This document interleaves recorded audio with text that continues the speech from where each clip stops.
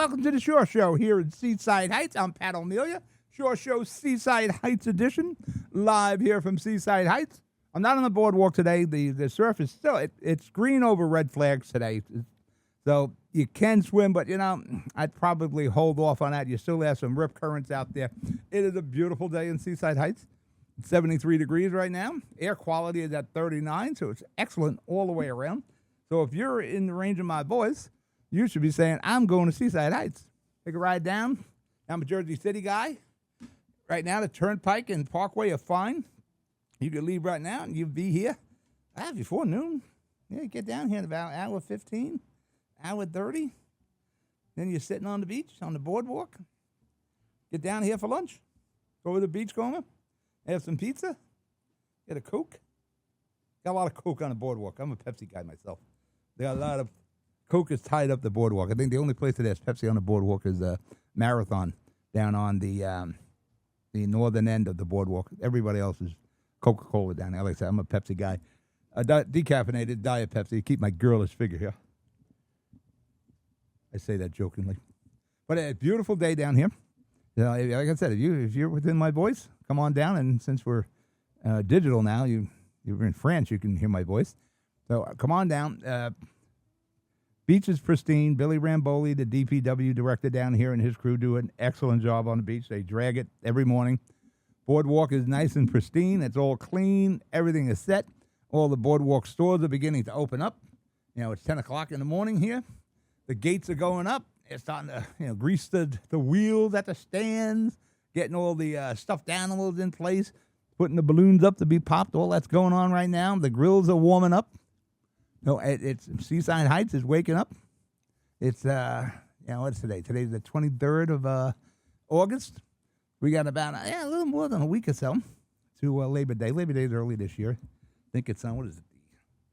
The 4th, the 2nd? I have a calendar on my phone. I should consult that as I'm sitting here talking. Labor Day is the 1st, huh? Mm-hmm. Oh, it's early this year. Kids go back to school. I know my daughter's a teacher. She goes back to school on the 2nd of September, and I think the kids are back in school on the 4th. Why do I know that? Because first, my daughter's a teacher, and second, I teach a lot of kids studio production and radio production in my North Bergen studio. We're working with North Bergen High School. I think we're picking up Hoboken High School this year. Looks like Hudson County Community College, and kids from NJCU, New Jersey City University. And I got some kids coming in from Rutgers Tuesday. Our program is getting some notoriety. And I enjoy teaching the kids. Yeah, I remember when I broke into radio back in the 90s. I used to do Wrestling Tonight, where I interviewed wrestlers and we took phone calls from all the wrestling marks out there. It was tough getting into this business. It was tough to break in. Literally, doors would be slammed in your face. So I had to pay my way through. I used to pay for my block hours on Mondays and Wednesday nights on NJ 1430. And at night, I would deliver trailers. On the one nights when I wasn't broadcasting, I would track the trailers over to Bed Bath & Beyond. That's how I paid for the show until I could get some advertisers. But yeah, it is very tough breaking in to our business in the media. For that matter, I got a kid coming in Wednesday, just graduated from college, wants to get into radio and television and sports. There's a lot of kids coming out of college right now. And you've got to have gig reels, you got to have some credits, you've got to be able to do a lot to get noticed, to stand out from the thousands upon thousands of kids who are graduating school and all want to be on WFAN or ESPN or what have you. So I got the kid coming in Wednesday, give him a tour of the studio. We also have the radio set up there. If you're going to try to break in to media, you're going to sit down with Town Square Media or WFAN or ESPN or Odyssey, whatever radio station. You better come in saying you know how to do some things besides just what you learned in college. Like I said, you need a gig reel. You need your name on credits.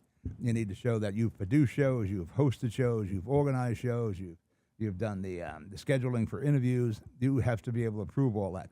And usually what happens at my studio for years and years, I would get the interns from the colleges, and they would come in my studio, and they would spend a couple of years with me. And then some of them would actually stay with the studio. They would become employees as freelancers. We used to have freelancers in Jersey. We're trying to do away with that. We're working our way to doing away with freelancers. Gig community, side deals, side hustles. Jersey is so hard trying to do away with that. And it's wrong. If you want to drive a Lyft or you want to drive an Uber, you want to be a dog walker, or whatever the side deal is, hustle you're doing, you should be allowed to do that. Same thing in TV and motion pictures. Usually we work what the contract is. And wedding photographers, they're gig people. And television and radio, especially TV and motion picture, you're there as long as the program is on. And a lot of times you're doing a short series or you're doing a movie, you're a freelancer. Jersey's spending a lot of money in tax credits on movies and TV production in Jersey, but then would turn around and put the screws to it by not having you hire any freelancers or gig workers, whatever you want to call them. But what I would do with the interns, they would stay, and they'd work, part-time. I wanted these kids to have their lives. And they'd do 2 or 3 years with me. And after that, they were pretty experienced. They knew cameras, they knew audio, they knew lighting, they had set design, they knew how frame shots. Now we added a radio aspect to it. I come from radio and got into TV production. News 12 would hire my people. FiOS News would hire my people. MSNBC was hiring my people. They knew after 2 or 3 years with me, these kids were completely trained. They knew editing. They knew graphics. You do all of that in my studio. We don't farm anything out. We write the commercials. We do the voiceovers for the commercials. We do the graphics. We do all that. For that matter, you're about to listen to some commercials that we produced. All right, we're going to break for a commercial. You're listening to the Shore Show, Seaside Heights edition here on GGR. I'll be right back. Here, and here. RWJ Barnabas Health is healing, enhancing, and investing in Hudson County with its 2 newest locations, Hoboken and Exchange Place. Within walking distance or accessible by mass transit, our locations combine convenience with primary and specialty care, including cardiology, women's health, orthopedics, cancer care, and more. Let's be healthy together.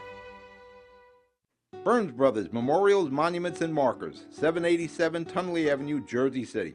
Hudson County's only monument maker, serving all faiths and cemeteries. Design, studio, and large inventory on site.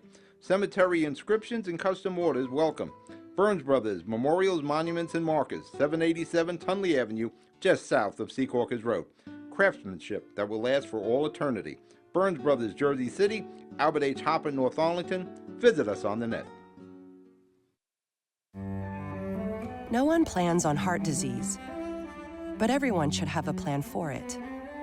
We help patients of all lifestyles and medical histories plan for healthy hearts. We offer convenient screenings without judgment, hundreds of preventive programs, and women's heart specialists. And we're the largest cardiac surgery program in New Jersey. Make plans for a healthy heart with RWJ Barnabas Health. Let's be healthy together. Consumer Carpets, 3408 Kennedy Boulevard in the Jersey City Heights, your one-stop store for residential and commercial floor treatments, carpeting, linoleum, tiles, laminates, hardwood floors, area rugs, remnants, all major brands, all in stock. Free estimates, same-day installation. Consumer Carpets, it's savings, selection, installation. Credit cards and debit cards accepted. Financing available. Consumer Carpets, price to fit your budget, installation to fit your schedule. On the net at consumercarpets.com. Consumer Carpets, Jersey City, 201-792-2712. All right, we're back. Shore Show Radio here, Seaside Heights edition, live on GGR. I'm Pat O'Melia.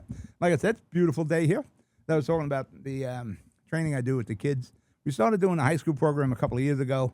My first group is a 2-year program. It's graduated. I got kids moving on to St. Peter's University, Montclair scholarships, by the way. Montclair University. We got one of these. Some of these kids are going to Harvard. It's pretty well. I'm not taking all credit for that. The kids in my group, they've, I think, to a person, they've all gone on to college. Quite a few of them got a scholarship, full rides. And the thing is, when they're done with me, they got enough experience where they could apply to these big houses, the motion picture houses. Jersey City, we got Cinelise. We got Dan over there. We have a working relationship with him. You got Lionsgate. They're opening a motion picture studio in Newark. You got 1888 Studios in Bayonne under construction. You got the huge one here, Netflix in Fort Monmouth. They're up the road from us here. I would like to have all these kids, as their experience, they gain the experience, it intersects with the opening of these studios, and they get some gainful employment there. Either they go to college, or at least I can give them experience enough that they can get their foot in the door at some of the big production houses. And that's what we're doing. We'll start our third year of this year. I'll be addressing some of the high schools. I know I'll be doing that in September. In North Bergen, I got my juniors last year will be my seniors now, so they'll be leading the pack. I'll address the high schoolers there. Then I'll go into Hoboken. We're talking, one of the problems you have, there's a big school funding issue we have here in New Jersey, and if you're from New Jersey, you're well aware of it. A lot of these schools, we got some schools that try to file bankruptcy. Yeah, they've sold buildings and property trying to meet their budget. And when you start selling your assets, that's one shot budget gap filler, and you still have the same problem next year. We got an election going on in here, Jersey. You got two candidates, Mikey Sherrill on the Democratic side and Jack Citarelli on the Republican side. And one of these two have got to come up with a way that we're going to deal with school funding. But I want to bring in some other high schools. The problem is moving the kids. They don't have the money for the buses. And more than likely, high schools want to be part of the program. The problem is they can't afford the bus trip, 2 or 3 times a month. And I want the kids in the studio at least twice a month, at least a half a day. And, we just put together, we've almost finished putting it together, a control van here. I'm looking at it, where the kids will be able to go out on the road, on location, film whatever we need to film, broadcast school events, baseball games, football games, whether it be televised or on radio. They'll be able to do it live on location with the equipment we have. I've been buying equipment up the last couple of months. I got some equipment coming in this week. I'm about to place an order with B&H for some more audio mixes and microphones. We got some laptops. Our radios, this digital is all done through the laptops here. So they'll all be set up for the control van. We're reorganizing parts of the studio where we'll have audio and video at your fingertips. These kids got to go, and we got a shoot to do. They go right up, grab the cameras, grab the mics, if we're doing, say the mayor's doing a groundbreaking, we have the ceremony set. We have a collapsible podiums. We have Bluetooth speakers, Bluetooth microphones. I work with those speakers. We've used it a couple of times now. It's a really good set. Everything these kids need to do a good job, I have the equipment for. And I don't buy cheap equipment. I get good equipment.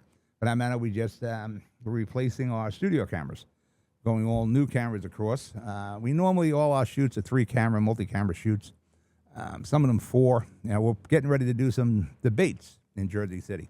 We have elections coming up in November for the mayor and the council, and those will be super multi. There will be like 5-camera shoots. And the kids will be working on that, the high school kids or the college. I'm going to do 2 mayoral debates, one for NJCU, that I'd like to utilize as many of the college kids as possible. And the Jersey City mayoral debate, the Hudson Media Group's been doing them since the 90s when I first broke in on radio. And when I first started governmental radio back in the late 90s. I was in wrestling radio in the early 90s. We've been doing debates. Nobody has produced more debates than me. So I'll have probably my high school kids working on the Hudson Media debate. But these kids, once they learn the equipment, we throw them in the deep end of the pool. And that's how you learn. But I was asked by one of the schools, what is your teaching philosophy? My teaching philosophy is once they learn the cameras, the audio, and all the lighting, they throw them in the deep end of the pool and we start working.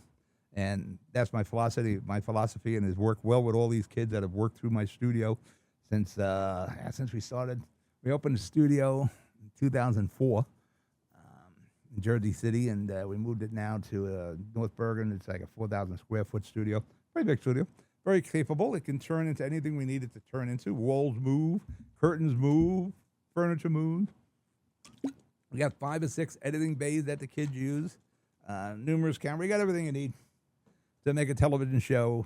We got numerous set pieces, what we call L sets, like Johnny Carson set, the desk, chair, couch, triple chairs, dual chairs, stools, green screens, video walls, curtains. It's a lot.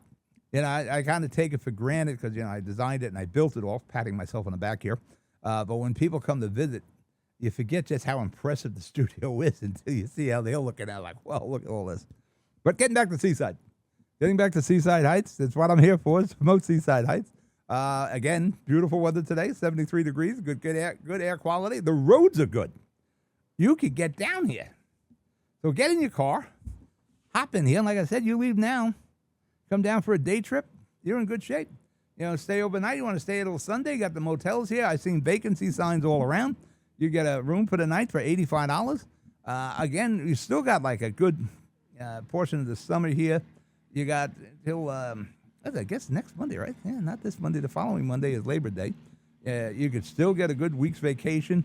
I personally, now that my kids are older, we would come down here in Seaside before the kids bought the house down here, and Airbnb also. For that matter, I should probably get their Airbnb information up. We would come down in the end of August, in the beginning of September, when all the kids are back in school, everything's still open. Yeah, it's the best, in my opinion, it was the best time to come down here. Now, if you go to Airbnb, and if you're interested in renting an apartment, a legitimate apartment, off-street parking, multiple TVs, 2 bathrooms, 2 showers, it's just an honest apartment. You go to Airbnb, and you go to put in 414-53636. That's 414-53636. You'll see the kids' Airbnb rental.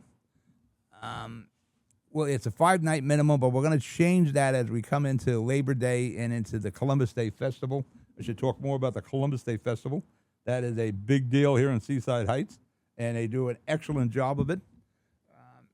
The festival starts the Friday before Columbus Day. It starts on the boardwalk on Grant, goes all the way down to Central. It starts Friday night. It goes until like 2 o'clock in the morning. And again, the boardwalk's all open at the same time. Yeah, casino piers open, the rides are open, the stands are open, everything's open, beach is open, all that. But now you got the added entertainment of the festival. They got concerts, they got bands, they got stand-up comedians, they got food and more food. Food trucks, they got retail. You can buy shirts, you can buy doohickeys, all that kind of stuff.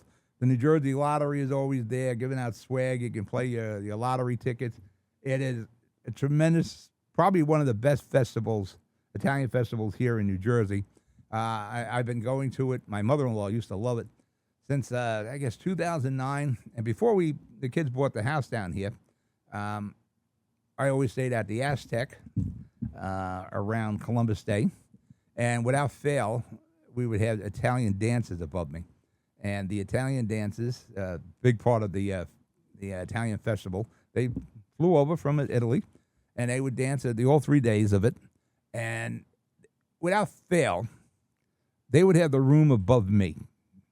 And the reason they were so good at the festival, because they practiced a lot. And they would be dancing above me day and night. But when you're seeing them dancing on the stage, you say, no way you're so good, because you put a lot of effort into this and a lot of training and practice.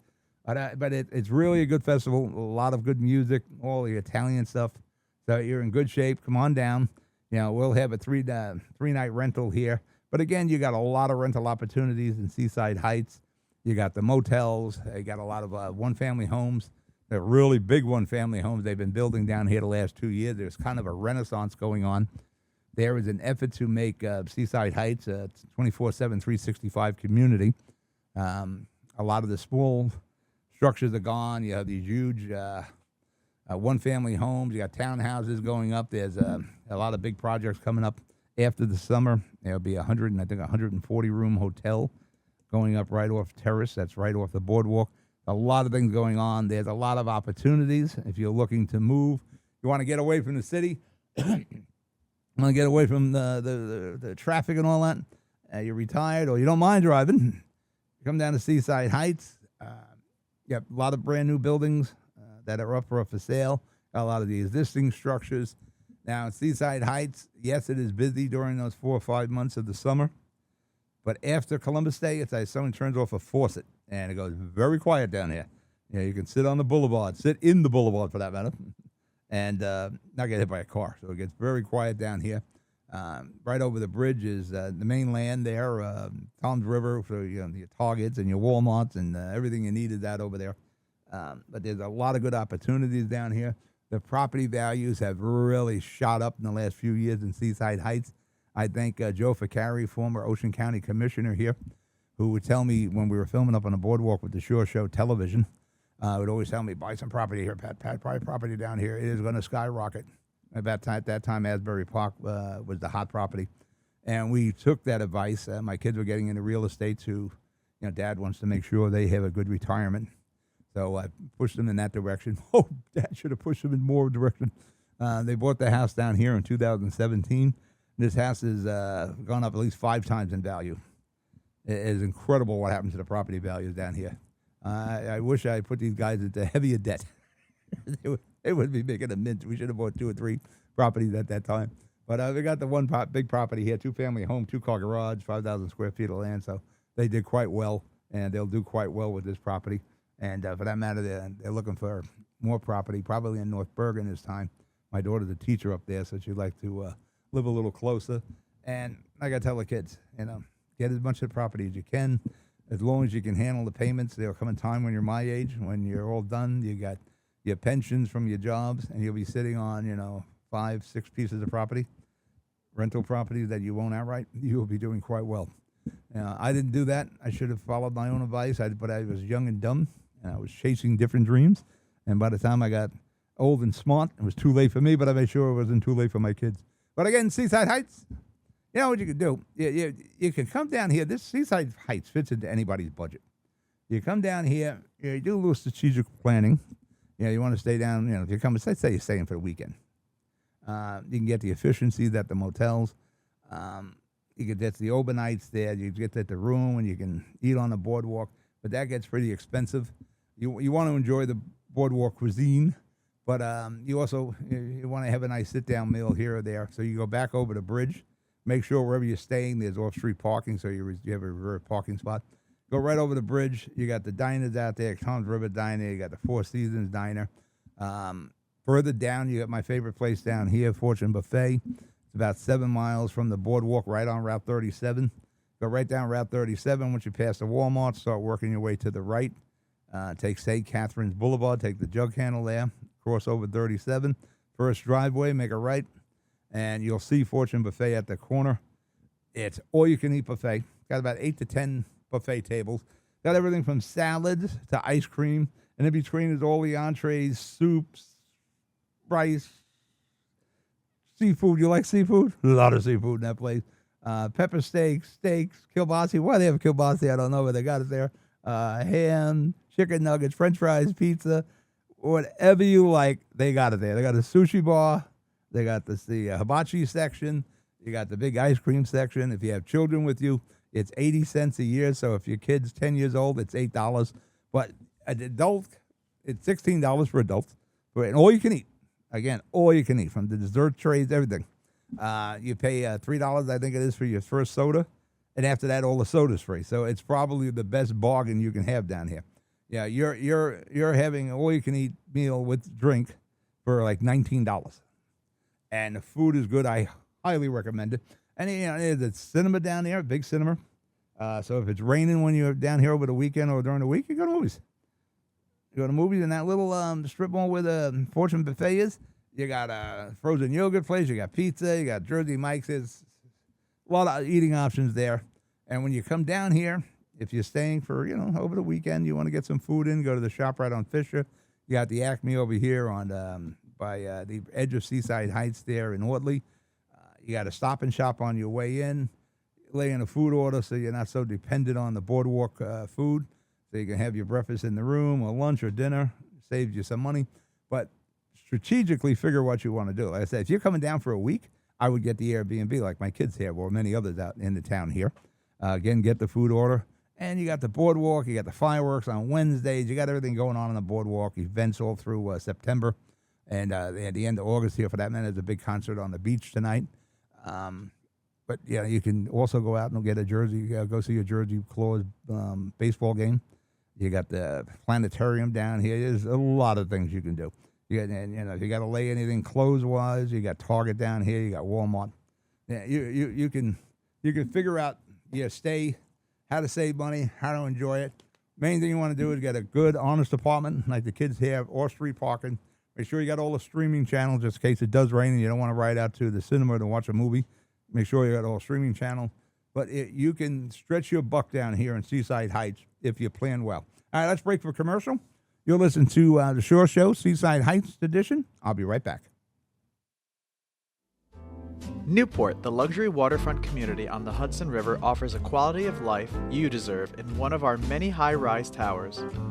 With amenities such as the on-site Newport Path, light rail, Newport Town Square, 3 playgrounds, dog run, upscale restaurants, retail giants like Kohl's, JCPenney, Macy's, and Target.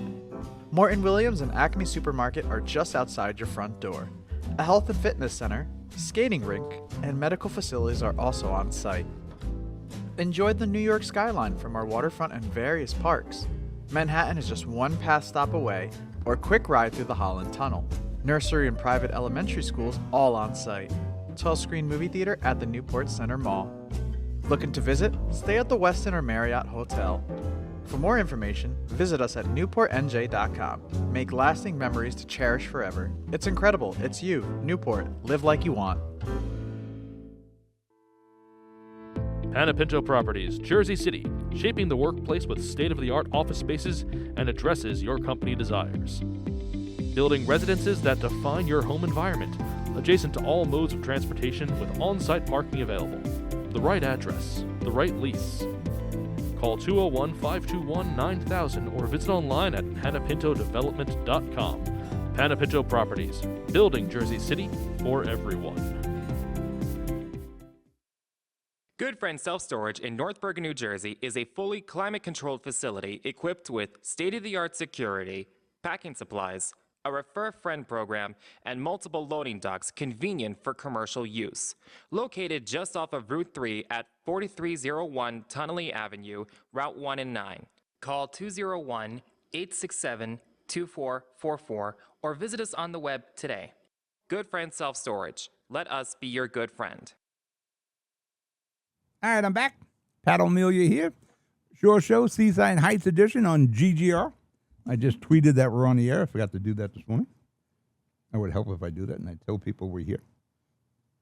You know, if you come down to Seaside Heights, if you're a BJ's member, they got a good discount on fuel. You have to wait a while. You wouldn't have to wait a while at BJ's here in Toms River on Route 37 if they had a gas station layout that made sense. An absolute moron how to lay out this gas station. They try to funnel everybody into 2 driveways. They got these cement islands here at the outside, at the outside of the gas station there. It's like these huge curbs, and it just ties everything up. You know, everything else seems to work really good in BJ outside of the gas station. Right at the edge of the property of the gas station there, they have these cement curbs that just bottle everybody up. And nowadays with the cars, you know, in the old days, you used to have the gas fill was behind the license plate. Not anymore. We got to put them on the side of the car. And most cars have the gas fill on the driver's side. I'd say about 80% of them do. And because of the way they set up the gas station with these concrete islands there at the outskirts of the gas station there, and it funnels you into 2 driveways, it only has the width of 1 car. So you got all these cars lined up.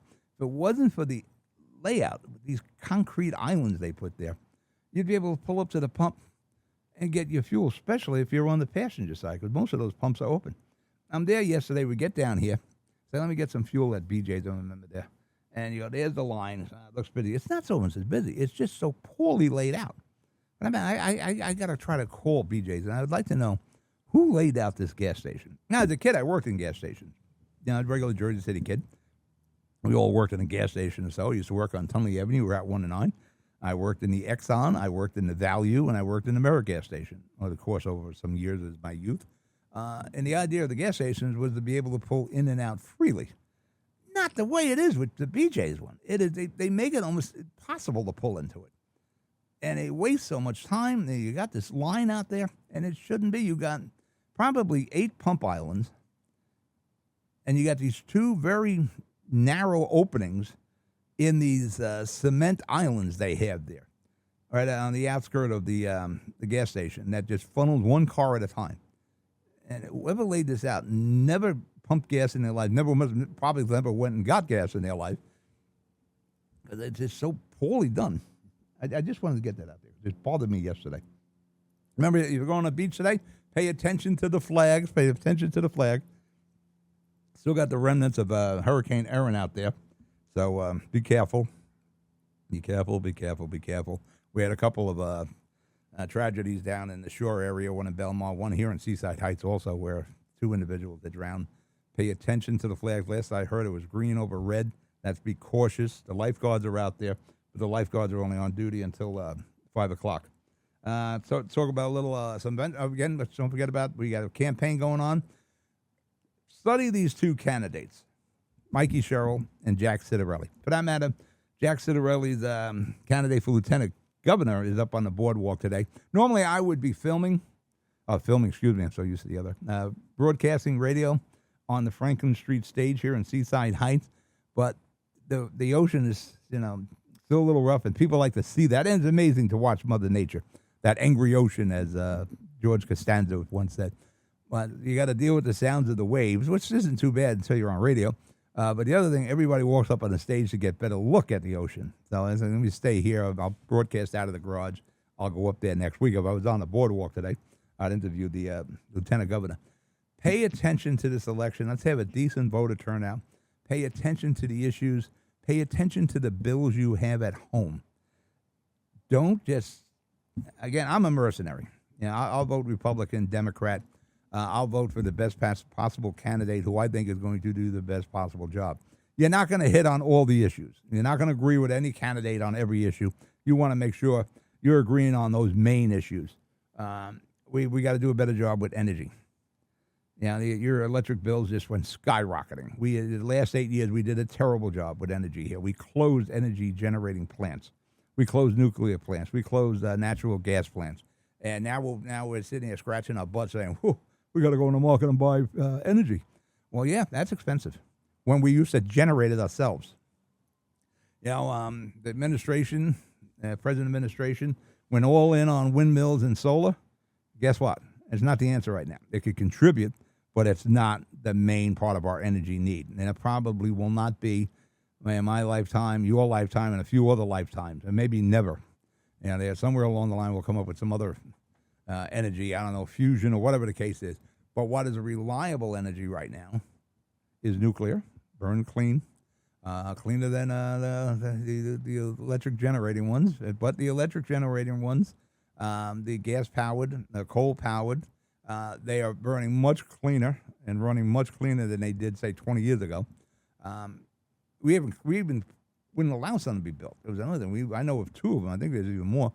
I know of 2 plants, one in North Bergen and one in Kearney, that we couldn't get the permits from Trenton to build them.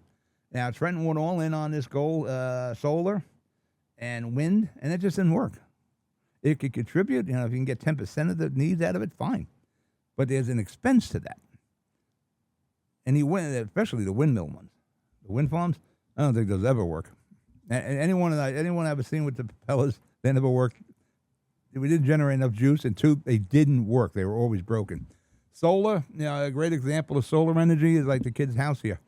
They got about 100 and some odd solar lights out here. And if it's sunny, you're okay at night. If it wasn't sunny, that's another story. So until we can come up with a better alternative, and I think nuclear is our future for now, until they come up with some, fusion or something of that matter. Natural gas, even coal.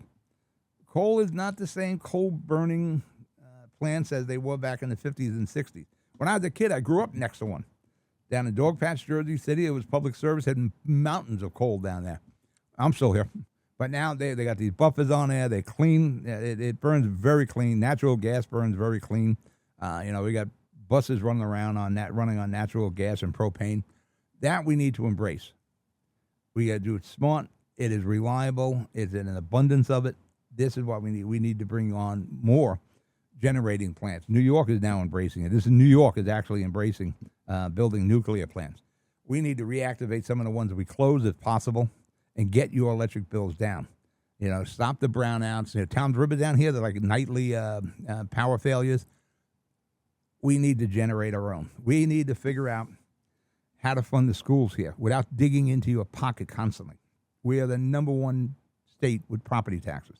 We can't keep chasing people out of here. As soon as they're ready to retire, they got to get out of here. They can't afford to retire here. It's hard, right now. I was just talking about properties you can buy in Seaside Heights. A one-family home in Seaside Heights is going to set you back, one of these new ones, about $1 million. In Jersey City, a two-family home or a three-family home is going to set you back maybe $2 million. We're selling one floor of a two-family home in Jersey City for $1 million. Oh, just a floor, one floor. I don't know how a young couple starts out in life now. How the hell are you going to be? If you can get a two-family, three-family, you should get some revenue coming in. It's impossible for a young family or young couple to buy a one-family home. It's impossible. They $1 million plus. Like I said, we're just one floor we're selling for $1 million. So we have to get a handle on the expenses here in New Jersey. Things are way too expensive, and the main contributor to that, property taxes. And it's the school portion of it. There is a huge problem with how we're funding the schools. In Jersey City, we got a school budget of over $1 billion. Think $1 billion school budget. Amazing. It costs about $36,000 a year to educate a child in Jersey City. And in Toms River here, which is also a good school district, kids go to college, they become doctors, lawyers, chemists, accountants, scientists, all that. Same as in Jersey City. It's about $17,000 a year to educate. Why is it almost double 60 miles away? That we need to address. In Hudson County, where I'm from, Jersey City, the city of Union City got more in school funding than the city of Jersey City, which is like 5 times the size. There's no rhyme or reason to how the funding is set up here. We've got to look at, you got to take the teacher salaries off the table. Not touching them. Everything else has to be looked at. These candidates have to look at the school districts. We got 565 school districts. That's ridiculous. We got more school districts than we have municipalities in Jersey. We can have 21 school districts. We have 21 counties. We can have 21 school districts. Each one of those school districts have salaries, benefits, vacations, pensions attached to them. There's such a amount of redundancy with school districts here in New Jersey. That has to be addressed. And it has to be addressed immediately. It's not, again, a lot of politics in play. We have to cut through the politics and do the business of the people. That has to happen. We've got to make New Jersey safer. That you have to listen to these people. What is their plan for that? We're not doing a good job of it now. I don't want to throw rocks at Murphy. Murphy let me down. I thought this guy was going to do a lot of consolidations and shared services and cut the expense of New Jersey down for the residents. That didn't happen. Actually, the budgets went out of, forget about it. We got to cut the budget too, by the way. I think New Jersey's budget is, forget about it. It's very bad. It has gone up, I think, $20 billion this year. I got Trump talking about bringing billions into the country, and we're spending it on the other side here.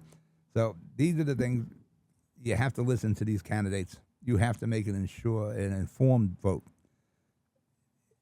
As I said in many of these shows, I'm not sure I want to send these people back to Trenton again and just continue this. That's a sign of insanity if I keep doing the same thing again and expect a different result. You need to look at your assembly races that are going on. All the assembly seats are up this year. Your governor's race is up. Don't worry about Democrat, Republican. Send back to Trenton, or send to Trenton, the best possible candidate. Just don't go and say, I'm Republican, or I'm Democrat. Send the best possible candidate. Be the mercenary like me. Look at the candidates. Presidential, I voted for Clinton. I voted for Reagan. I think those two guys are probably the best presidents in my lifetime. I voted for the people I thought was going to do the best job. I don't care about the other stuff. Everybody always says that with Clinton. I don't care about the drama and all the other things he did. I cared about what he did with the economy. If you go back to the Clinton years, we had money. For that matter, you go back to Trump, the first term, we had money. Now, no money. So we've got to get the economy going. And I don't want people, I know I sound like I'm knocking Mikey's show here. I don't want people that's whole goal is to fight Trump. I need to work with Washington. I need to get as much money as I can from Washington. I don't need to fight the guy that's going to be there for the next 3 years. That doesn't make sense to me, but that's part of a campaign with Mikey Sherrill. I'll fight him. And you want to fight him, you're a congressman now, a congresswoman. Yeah, stay in D.C. A lot easier to fight him in D.C. than it is from Trenton. But make an informed vote on November the 4th. Just don't, like I said, don't just go Democrat, Republican. Send the best possible candidate down there. This is your life, your children's lives, your grandchildren's lives. It's their futures. Make the right decision, because whatever these people do in the next 4 years affects you and affects your children and affects your family. Now, the governor's 4 years, the assembly's 2 years, so make the right decision. Speaking of Trump, what do you do next time? Canada. We'll get to Trump. Canada, no, Trump. That's a hot button topic there. You either love Trump or you hate Trump. I just need Trump to be successful. I'm not here to fight Trump. I had some experience with Trump. I was a season ticket holder with the Generals. He owned the Generals. I seen how he operated. He always tried to get us the best possible players, and I think that he's trying to do in Trenton. I would appreciate if he didn't talk like every minute of the day. Have a press conference. The more he talks, sometimes he steps in it. But I need this guy to be successful. Bring back the economy. The whole saying, the high tide raises all boats. Get the tide rising. Get the country safe. So I'm agreeing with him on that. And I said when he got elected, I'll ride with this guy for a year. Let's see what happens after 1 year. He was getting beat up over the tariffs. Well, these tariffs seem to be working out for him. He's made all these agreements with various countries. For that matter, Canada, who got a little bent out of shape over Trump saying they should become a 51st state and Trump threatening tariffs. So Canada did retaliatory tariff increases of 25% on American goods. Well, they just dropped it. They realized this wasn't going to work with Trump. Trump was not backing down. So those tariffs have not been dropped. So they'll probably sit down and negotiate a fair deal. We haven't negotiated a fair deal with tariffs. As I understand it, again, I'm not a tariff guy or a finance guy, in like 60 years. And a lot of these tariffs were going the wrong way. U.S. was on the wrong end of that stick. And I used to, years ago, before I got into media and all, I was in transportation, buy, selling, and repairing tractor trailers. I worked for the Trans-America Corporation. And they were big in containers and ocean-going ships. We had what we call Rialco, and then it became Trans-America, IMS, and Ro-Ro, and all these other Trans-America, the big pyramid building. And my old boss would tell me, you want to know how the economy's going? When you're riding down a turnpike, you see mountains of containers stored. That's not a good sign. We're not exporting. And it always sat in the back of my mind. Every time I go down a turnpike, I'm always looking at those containers stacked up, and some would be more than others. They were really stacked up coming into the election. They're still there, but not as high as they were before. So the tariffs, I believe, are working, at least from what I can see from this ocean-going containers, not being mountains of them now on the turnpike. Our goods are now getting into foreign markets. Our farmers' goods are getting into foreign markets without huge tariffs. We were charging like a 1% tariffs, and China was hitting it so hard with tariffs you couldn't get American products into China. Now that has changed. It changed in Japan. Everybody was enjoying the United States being the appeaser. We're appeasing everybody. Oh, don't raise it. Let's keep things going the way it is. But we started getting hurt. And then we already started doing some treaties here where we were sending jobs up to Mexico and to other countries. These things have to come back. If we learned anything from the pandemic, we have to do our own manufacturing. We were a manufacturing giant. We were an industrial giant. And we got away from that because we're the appeasers. That has to stop. I'll agree with Trump on that. We have to start manufacturing, getting all that back here. Going back to the pandemic, we couldn't get masks. We couldn't get medicines because that was all manufactured elsewhere. That has to stop. We were the industrial giant. And we can be again, and that's what Trump is heading for. And with the tariffs, at least he's leveling the playing field between importing and exporting. And like I said, if you ride down the turnpike, pay attention to this ocean-going containers that are stacked up. If you don't see them, that's a real good sign. That means we're exporting. If you see mountains of them, bad sign. Ed Danielsi told me that, my old boss. So Trump is I think he's doing the right thing on tariffs and what I understand of how the tariffs work. So this country makes money. He's talking about $600 billion in investment here. Apple's going to start building the phones here. Chip manufacturers are coming back. The auto manufacturers are opening plants here. It seems to make sense to me. We just got to get people who want to do the jobs. That is one of the problems. I don't know. I don't know how people do it now. They're not working. They're not looking for work. I guess they're getting some sort of government stipend. I know when I was a kid, I had to work. When I was a kid, I wanted a car, I wanted an apartment, and I had a job to do that. If you had a car and an apartment, you could meet girls. Helped a lot having a car in your own apartment, meet girls. We all have a reason for working. But, I don't think anybody was out of work when I was a kid. You could walk out the door and get a job. Like I said, I pumped gas. I became a trailer mechanic. There was never a moment that I wasn't working. And now you see kids that they're not working at all. And that's possible. You get job help wanted signs all over. But we just got a group of a generation here that just doesn't seem to want to work. And like I said, I don't understand how that's possible.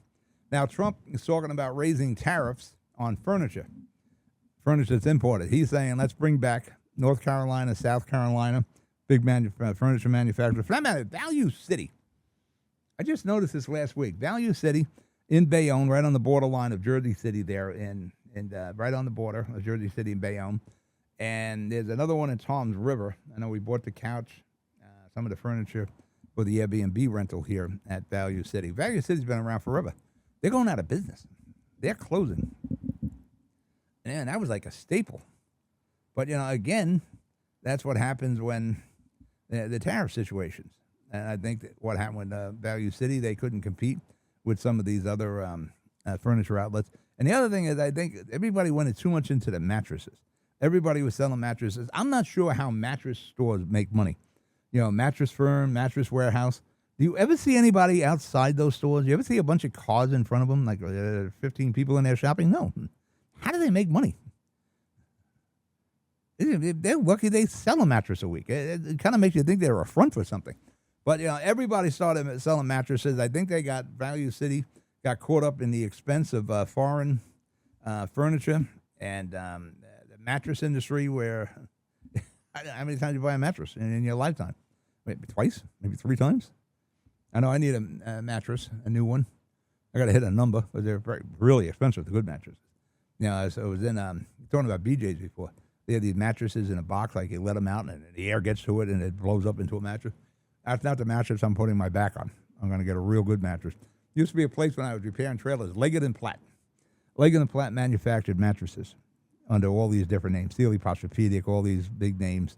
They would manufacture the mattress to their specifications. And for that matter, I still have that mattress. Leggett & Platt. That's got to be like, 30 years ago? Jerome, they called Jerome, said, Jerome, I need a mattress. I need a good one. Give me a couple hours. I guess they're begging him. I come over with my van, beautiful mattress in box spring, put it in there. It was a minor amount of money. It was like an employee course sort of thing. Really good mattress. A Sealy Posturepedic. It's the same mattress. It's like 30 years. It's time to get a new one. Too bad, I'm not repairing trailers anymore for Leggett & Platt. I'd go over there with my van and get me another mattress that probably cost like $2,000 for $200. But Value City is going out of business, so if you're looking for some furniture, stop over at Value City. But right now, the president is going to put tariffs in on the import of furniture. And he's going to back up South Carolina, North Carolina, the Amish, trying to help American companies sell their products here, trying to, again, level the playing field here. And we got away from that. Remember when it used to be Buy American? Be proud, all that? We don't seem to do that much anymore. Buy American. Get out there. So go buy some North Carolina. I know we bought a wing chair from North Carolina. We used to have a place up on Route 17 up in Rutherford. And these places from North Carolina would build a tent up there and sell furniture. Really, we still have the wing chair for that matter.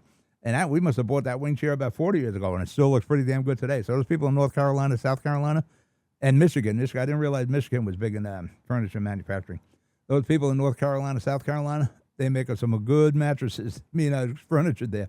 But that wing chair still looks like it's brand new today, and that thing's got to be about 40 years old. All right, we're going to break for commercial. We're in Seaside Heights, where you should be. Come on down. We're going to break for commercial. I'll be right back. Here and here.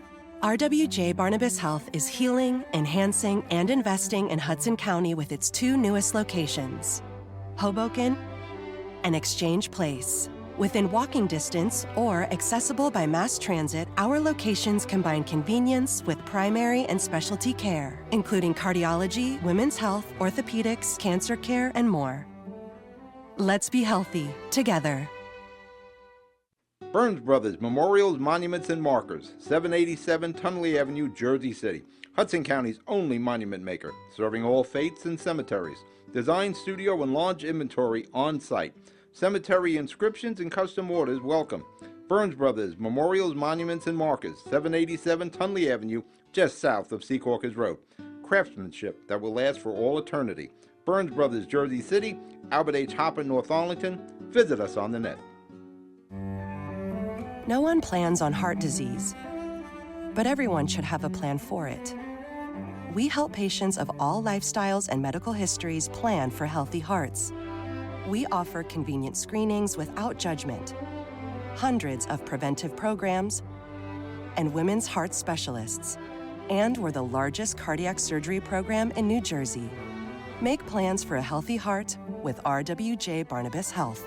Let's be healthy together. Consumer Carpets, 3408 Kennedy Boulevard in the Jersey City Heights, your one-stop store for residential and commercial floor treatments, carpeting, linoleum, tiles, laminates, hardwood floors, area rugs, remnants, all major brands, all in stock. Free estimates, same-day installation. Consumer Carpets, it's savings, selection, installation. Credit cards and debit cards accepted. Financing available. Consumer Carpets, price to fit your budget, installation to fit your schedule.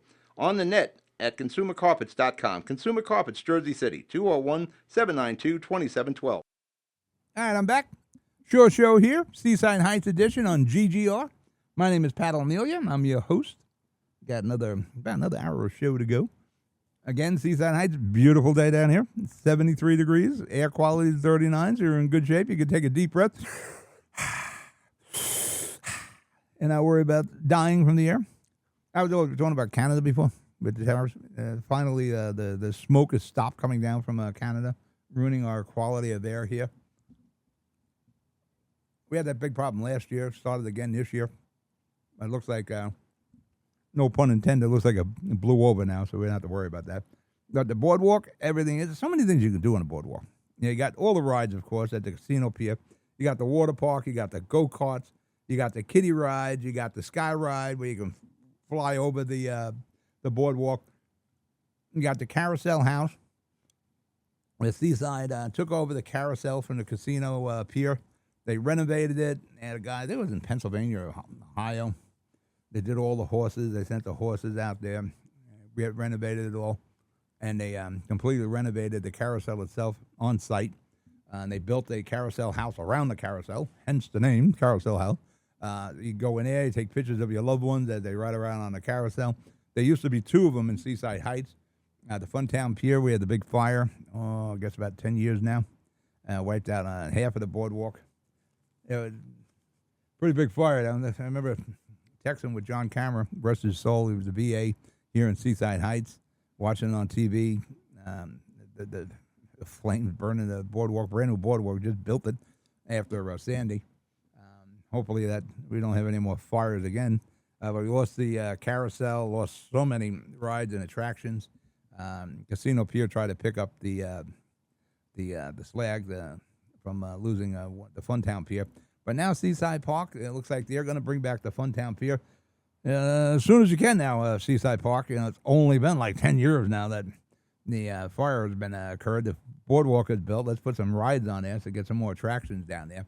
But there's a lot going on in Seaside Heights. Food-wise, Beachcomber is my favorite place. When I'm down at Seaside, I always stop at the Beachcomber. They have a couple slices of pizza, some fried calamari, and that Diet Coke. Again, my girlish figure.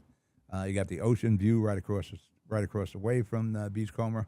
I think I was in there once. I'm a very loyal customer. Mike Cabone is the owner of it. I like the Beachcomber. I think I was in there. My wife says we were in there once.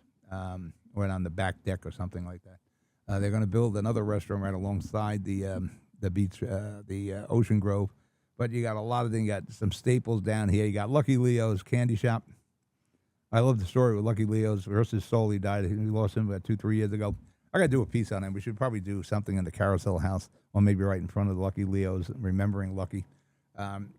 They're getting into the candy business. This is how Lucky Leo was back then. Let's go into candy business. We know nothing about the candy business. We know nothing about making candy, nothing about cooking candy. What do we got to do with candy? But we're going to go to school. And they did. They went to school. Their daughter-in-law, they were on the show a couple of times, learning the candy business. And you know what? They did a good job. It's one of the best candy stores you could find. You got that, and you got Berkeley, who's been here for many generations. They were at the Funtown Pier, if you recall. That, of course, got burned down. So Berkeley Candy is down on the northern end. Dantano's, was in the center of the boardwalk, really down by the Casino Pier. The Casino Pier wanted the space. Should have left the guy there. If I was Mayor Vaz, I would have fought for that more. He moved down to the northern end. Maybe it's good that we start building up the northern end a little bit more, because usually once you get past the Aztec in the old days, wasn't a lot of activity down on the northern end. But you put some businesses like that. You got a Mrs. Softy stand on the northern end down there. No truck, just a stand. Not bad. You got some Mrs. Softy down. I'm a big Mrs. Softy guy. I remember that music coming. Come running out and get a Sunday. Life in Jersey City back then, it was good. But you got the Mrs. Softy here, and again you got all the rides, you got all the stands. If you want to have a beer, there's no shortage of getting a beer on a boardwalk. Like every other door is a place that has beer in there. The beach, like I said before, is pristine. Billy Ramboli and his DPW crew do a great job on that. Boardwalk, as said, he just put some new benches in. Hopefully bring back the old benches. They're probably refurbishing them. But the boardwalk is fully open right now. All the stands are open. Every place you want to go to eat is open. You want to burst some balloons to win a stuffed monkey, you can do that. You go over to see my buddy Dave Scott over at the Coin Castle. It's got a candy stand now. I like the old stand better, the general merchandise, but it's a tough business. You have to go around and keep buying that general merchandise instead of just ordering a bunch of boxes of candy. With the boardwalk ready, it is open. Come on down. You can make it. What time is it? It's 10:57. You get in your car right now, you're here at around 12:15. Parking's available. Isn't that busy down here today? Last I heard, the Turnpike and the Parkway were wide open, so you can zip right down. Fuel up before you come. It's like 10 cents a gallon cheaper up in Jersey City than it is down here. Why? I don't understand that. You know, I deliver fuel trucks from Linden to Jersey City. I can easily deliver a fuel truck down to Tom's River, Seaside Heights. Why is it 10 cents more of a gallon down here? They're a little price gouging. Going back to our boy, our man, Donald Trump, the President of the United States, number 45 and 47. I like talking about it. Just makes heads explode sometime. Everybody's talking about release the Epstein files, release the Epstein files. Well, he tried. He tried to get the grand jury files unsealed. Judge said no.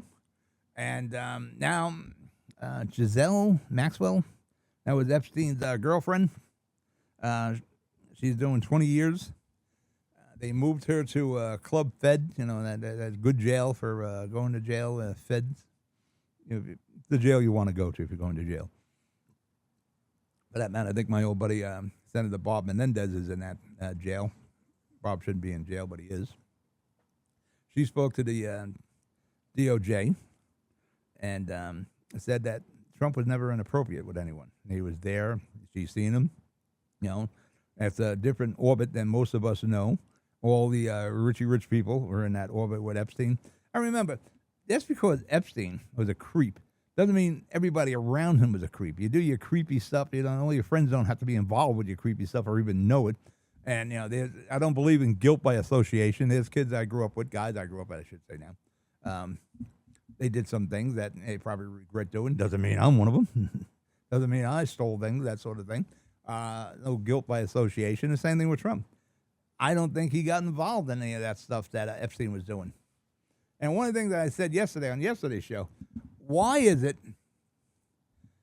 none of the parents of these underage girls who were supposedly on Lolita Island there and in Epstein's mansions were ever brought to trial or charged with anything, endangering the welfare of a minor?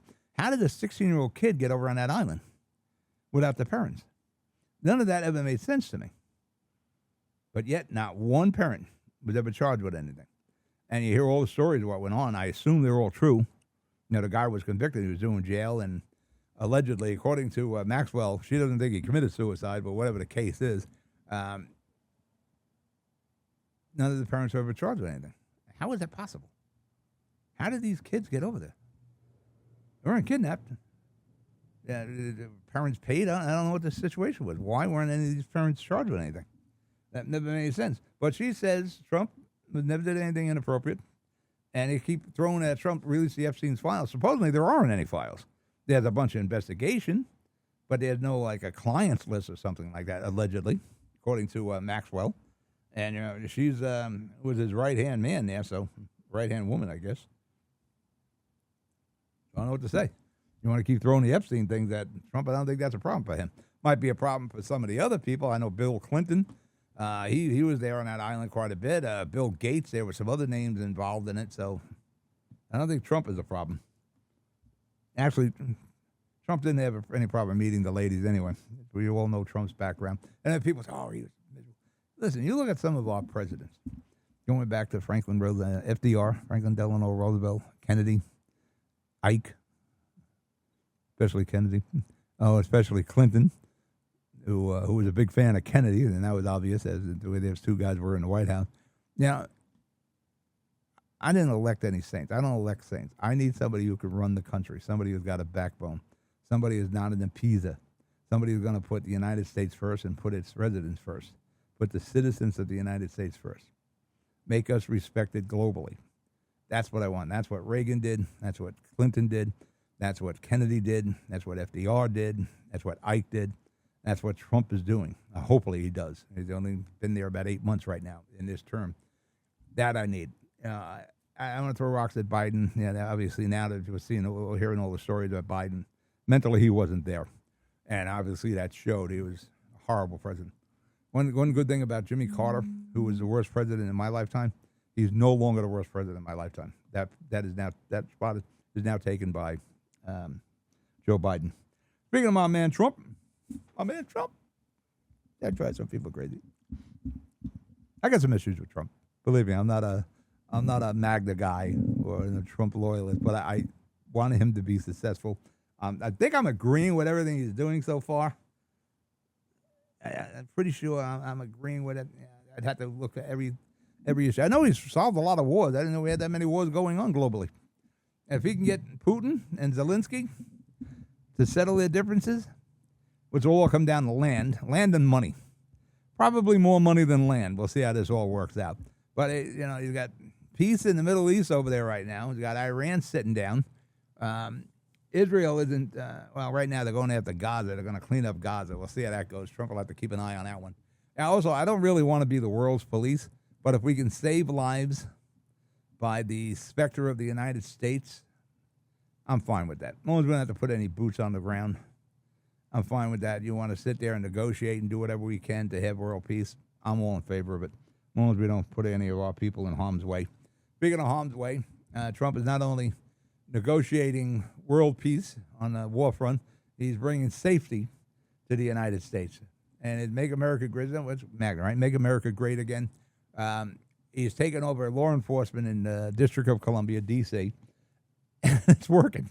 Yeah, you look at the statistics since he took over. For that matter, there's been no homicides in D.C. since Trump took over. Carjackings are way down, assaults are way down, muggings are way down, all these, and it's working. And I salute the guy.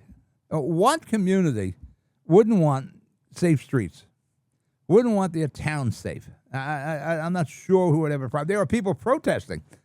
Get the National Guard out of here. We protect our criminals. Come on, man. You want to put National Guard troops on my block? No problem. Not a problem at all. Now Trump is talking about after he cleans up D.C., and he seems to be doing that. He's getting illegal guns off the street. He's locking up criminals. People wanted on warrants. He's cleaning it up. And you see the person in the street interviews, they seem to be in favor of it. For whatever reason, the Democrats are. And that's why I really don't think the Democrats are going to be successful until they smarten up and say, listen, the safety of the residents is important. I just seen something in the Post this morning. This guy was harassing women, and he keeps getting locked up and he keeps getting released because there's no bail required for this harassment thing. That's got to stop. These bail reforms and a slap on the wrist, that doesn't work. Even with the minors. They had the problems in the boardwalk and at Carnival. The kids were starting trouble, and the police hands are pretty much tied because, again, the ideology we have here in New Jersey, we certainly seen the lean towards troublemakers and criminals. Now we're just turning that back around. Hopefully we continue to turn that back around. Listen, when I was a kid, I got in trouble. I did a lot of things I shouldn't have done, but I knew everything I was doing was wrong. But I was still doing them anyway. I was a Jersey City kid, young and dumb, and you got punished. Just back then, it was instant punishment. You didn't have to wait to go to court. There was none of that. Actually, you didn't go to court. The police took care of that immediately. There was instant justice. There was judge and jury right there. And maybe sometimes they take you home after they kicked your ass, which your parents were okay with you getting your ass kicked by the police, by the way. And then your parents would kick your ass again. It was a different world, and you learn from that. Some of us didn't. Some stupid people like me would go out and we'd do things again, and same thing would happen, get beat up by the cops again. But these have to change. They're coddling people who are breaking the law doesn't work. It's only going to cause people problems. I know everybody's got civil rights. So do I. So do they. But yours shouldn't infringe on mine. If you just want to be a criminal, then you should be treated as such. I'm going to put you in jail. That's what has to happen. Same thing with the mentally challenged. These people don't want to be on their meds, and they're pushing people in front of trains or they're stabbing them. You read about it all the time. That has to be dealt with. We dealt with that in the 70s. They went in insane asylums. We just didn't leave them on the street where your wife and your children and your daughter are walking. Yeah, that's insane. Somebody's walking by. Just had a situation in New York. A guy was trying to carjack a woman's car. First, he tried to carjack an Uber driver. Then he was fighting with a guy in a gas station. And eventually he was subdued. And it's mentally wrong him. And I know when you follow up in the story, if there's a follow-up on it, you're going to find out he was off his meds, he wasn't seeing his doctor. Listen, you can't have people like this walking around the streets, terrorizing your daughters or your mom or your wife. That has to be dealt with, and it's not just dealing with them and putting them back on the street. So Trump is bringing law and order to D.C., and he said in the press conference, because he has a press conference like every hour. You start thinking about David Biden when you didn't hear from Biden for weeks. Maybe it wasn't too bad, Biden, but Trump is there. Should get his own 24-hour news network, Trump. Like I said recently, I said he's on TV more than Sheldon Cooper, and Sheldon Cooper is syndicated everywhere with the Big Bang Theory. You turn on you look on your station grid, you'll find the Big Bang Theory, but Trump is on more than them. He is going to bring his law enforcement to other cities. I don't know if we can constitutionally do that. I know he can in D.C., but he's talking about Chicago, where it's like a murder an hour in Chicago. So, yes, there needs some help there. I'm sure law enforcement would be very happy to have some assistance from the federal government to bring law and order. I don't know if the mayor up there is interested in, but it comes to the case, it's the matter with the citizens of the United States. These have to be safe. And he was talking first he's going to do Chicago, then he's coming to New York City. I don't know if he's constitutionally can do that. You got to change something. I don't know what it is, but he plans on doing it. And as long as there is a crime problem, and I love how these mayors say, well, the crime is coming down. Yeah, it's not coming down. You're fudging the friggin' numbers. You see the news reports, you read the papers, but this murder, that murder. And I said this thing yesterday with this guy, just terrorizing everybody until he was subdued. And it was like his third or fourth time he was like, it's like a long rap sheet. That stuff's got to stop. That stuff's got to stop when, you lock this guy up and he had a report. Well, he's been a long rap sheet. So this guy shouldn't have been on the friggin' streets, possibly murdering someone or terrorizing someone, whatever the hell he's trying to do. That can't be allowed. So Trump's going to bring the law and order ban. Once he's done in D.C., he's going to go to Chicago, and then it's coming over to New York City. And they want to concentrate on California, too. I've never been to San Francisco. My wife has been. Again, I worked with Transamerica Corporation. They were headquartered in Transamerica. What was once considered one of the greatest cities in the nation, beautiful city, is a hellhole, as I understand it now. Companies are moving out of there. People are moving out of there left and right. they lost control of that city. I think the same thing's happening in Los Angeles. These things, maybe you need I don't know, what you do with law enforcement. It's not our cops. They're getting their hands tied also. You got between law enforcement, new rules regarding law enforcement, ideologies from governors and mayors. All these people put their hand on the Bible about the Constitution and enforce the laws of the land. That has to be done. And coddling criminals isn't the way it's going to work. You lose cities that way. All right, we're going to break for commercial. You're listening to the Shore Show, Seaside Heights edition. I'll be right back. Newport, the luxury waterfront community on the Hudson River, offers a quality of life you deserve in one of our many high-rise towers. With amenities such as the on-site Newport Path, light rail, Newport Town Square, 3 playgrounds, dog run, upscale restaurants, retail giants like Kohl's, JCPenney, Macy's, and Target. Morton Williams and Acme Supermarket are just outside your front door. A health and fitness center, skating rink, and medical facilities are also on site. Enjoy the New York skyline from our waterfront and various parks. Manhattan is just one pass stop away, or a quick ride through the Holland Tunnel. Nursery and private elementary schools all on site. 12-screen movie theater at the Newport Center Mall. Looking to visit? Stay at the Westin or Marriott Hotel. For more information, visit us at newportnj.com. Make lasting memories to cherish forever. It's incredible. It's you, Newport. Live like you want. Panapinto Properties, Jersey City, shaping the workplace with state-of-the-art office spaces and addresses your company desires. Building residences that define your home environment, adjacent to all modes of transportation with on-site parking available. The right address, the right lease. Call 201-521-9000 or visit online at panapintodevelopment.com. Panapinto Properties, building Jersey City for everyone. Good Friend Self-Storage in North Bergen, New Jersey is a fully climate-controlled facility equipped with state-of-the-art security, packing supplies, a Refer a Friend program, and multiple loading docks convenient for commercial use. Located just off of Route 3 at 4301 Tunnelly Avenue, Route 1 and 9. Call 201-867-2444 or visit us on the web today. Good Friend Self-Storage. Let us be your good friend.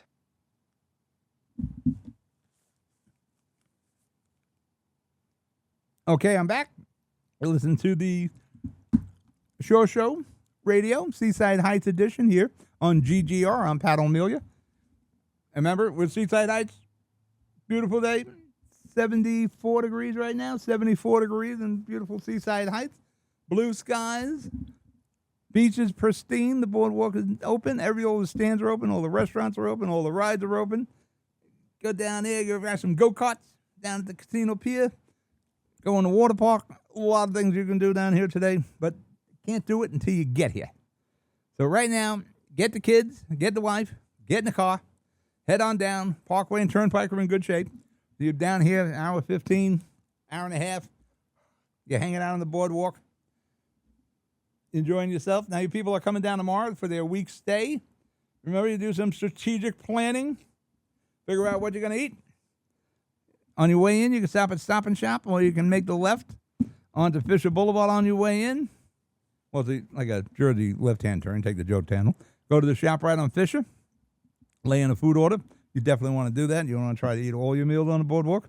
So it's probably not healthy, and it's also quite expensive. But you definitely want to have your pizza and your pepper steak and your sausage and peppers, that sort of thing on the boardwalk. Cheesesteak, I should say, and the sausage and peppers. But, in the morning, maybe get your own breakfast. Maybe you have your own lunch or your own dinner, whatever you're going to do. Lay in the food order. Get all that set up before you check into your efficiency or your an apartment, wherever you're renting down here. Again, that's if you're coming down for the end of August. You got the Giants. Games are the preseason. For that matter, the preseason games are over. I'm telling you, that kid, Jason Dart, he's starting. Well, actually, the New York Giants have the most ridiculously hard schedule of any team. I didn't check them all yet because I do a Jersey line and where I do the football picks each week. Successful. I've been on the winning side the last 3-4 years, so I'm fairly good at that. The real problem you have with picking the games is the first 3-4 weeks because nobody's playing anyone. Like Aaron Rodgers with the Pittsburgh, he didn't play. Joe Burrow played a little bit with Cincinnati. They're not running out their number ones. They're not running out their main running backs, that sort of thing. But they're trying, they don't want to get them hurt in preseason, so they get hurt the first week. They're all out of sync, so it's very difficult to pick the games. But this kid, Jason Dart, I foresee the Giants having a very difficult year with the with the schedule they have. I can almost see them being 1-7. I forget the team I thought they may beat, but they have a ridiculously hard schedule. They actually played the Eagles twice in the first 8 games. They got Dallas in there. You got some really tough Washington. You got some real tough games there. I can see Jason Dart starting. I think I said on Twitter a couple of weeks ago by Game 6. By then, our season should be all lost with the Giants with the schedule we have. But Russell Wilson. Yeah, he wasn't that impressive to me in Pittsburgh. He seemed to lose something when he left Seattle. Maybe it was Pete Carroll he lost. Maybe that was the difference when he left Seattle, went to Denver. He was never the same player again. And then Denver let him go, and he went to Pittsburgh. He had some success there, but he wasn't the same Russell Wilson. So you got to give some props to Pete Carroll, who is now the head coach of the Las Vegas Raiders. He may have had more say in the success of Russell Wilson than we gave him credit for. But Jason Dart, and I mean, that's an apt name because this guy throws darts. This kid, he reminds me of Phil Simms. Reminds me of a young Phil Simms. He's got the moxie in him. He's got some swag in him, And he's got one hell of an arm, and he's extremely accurate. And this is a rookie kid. And you can see the accuracy in this kid. And he's got a pretty good understanding of the Giant offense right now. So you give him a few more weeks. There'll be some despair there in the Giant land. I can see this one coming. It's going to be a very rough year for us. And the only way that this coaching staff and general manager is going to hang in there if they can say, well, we're starting a rookie quarterback. Now let's bring him in there as soon as we can. Kind of what they did with Eli. You remember they had Kurt Warner there, and I think Kurt had had a winning record. He did. I think it was he 5-2, 4-3 before they brought Eli off the bench, and then Eli just never gave up the seat until the stupidity of pulling him out and starting Geno Smith, stopping his streak. We were very lucky to get in Eli Manning. Got out 2 Super Bowls with him. But this kid, Jason Dart, I see a lot of Phil Simms in him, and that's a good sign. But there's a guy that doesn't get enough respect, Phil Simms. He should be in the Hall of Fame. He's got 2 World Series here, with Super Bowl rings. The Denver victory was big. He was hurt when Hostetler won for us with the wide right. But he was a tremendous player, great winning percentage. He had the ups and downs.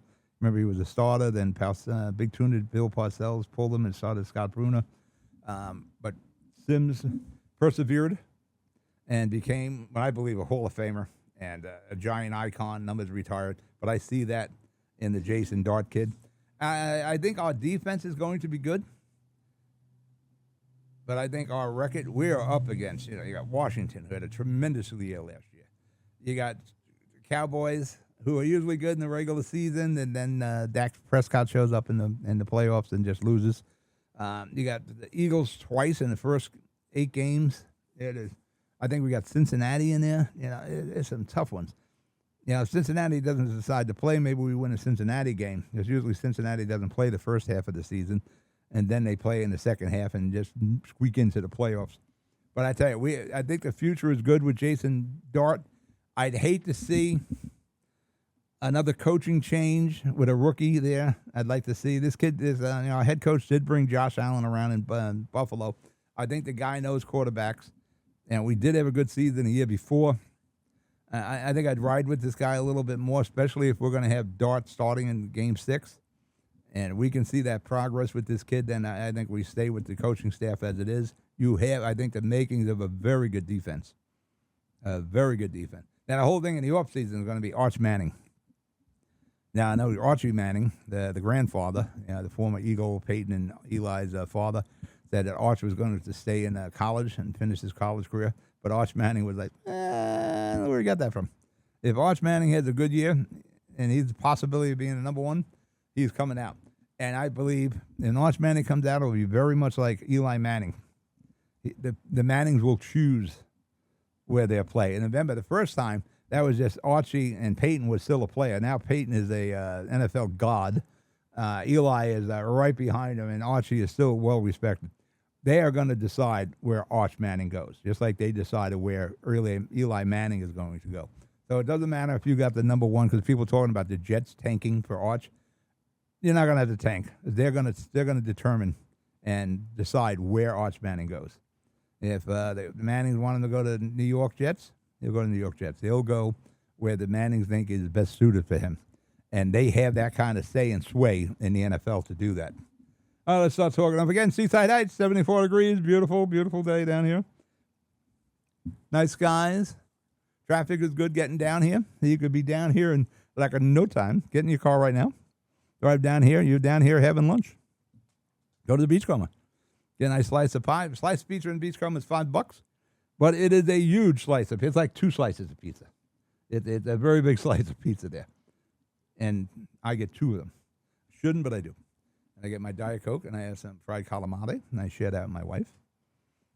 And we look at the ocean, look at the waves as we're sitting in the Beachcomber. Got our own little table we like to sit at. Have our pizza. Then we'll go sit on the boardwalk and look at the ocean. Look at the people walking by, that sort of thing. Little people watching. See how many people sneak dogs on the boardwalk? No dogs allowed. But yet, like every 5 minutes, there's a dog walking by.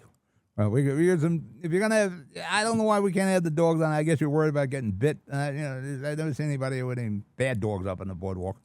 Yeah, for a while, we used to have a cat colony up there, but Mayor Boz got rid of the cat colony and sent all the cats to a shelter there. We were talking about school funding and the cost of being in New Jersey, property taxes, the big driver in the property taxes, school funding. On the city show that I do on Tuesdays, we're in hiatus right now. I'll come back after, I think we're back on the hiatus from September 12th, so we'll be back with the city show. A couple of months ago, I said that the state of New Jersey is spending about $7 billion a year on illegal immigrants. Now, whatever you want to do with immigration, against illegal immigrants, they should be given stay here, whatever the case is. We have to follow what the law is in the nation. We're a nation of laws. You want to change immigration? Then change it. But there seems to be no will to do that, because whether it's the Republicans are in charge or the Democrats are in charge, nothing changes on the immigration. And maybe it shouldn't change, because you have a lot of people that immigrated here legally. Like I said, I think I spoke about this yesterday.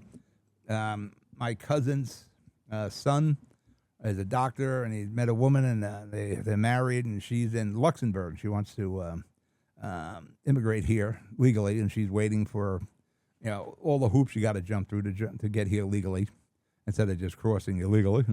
For that matter, I've assisted a little bit with some of the political people I know. I question why somebody want to leave Luxembourg. From what I've seen on the internet and what I've viewed, it's a pretty nice place to live.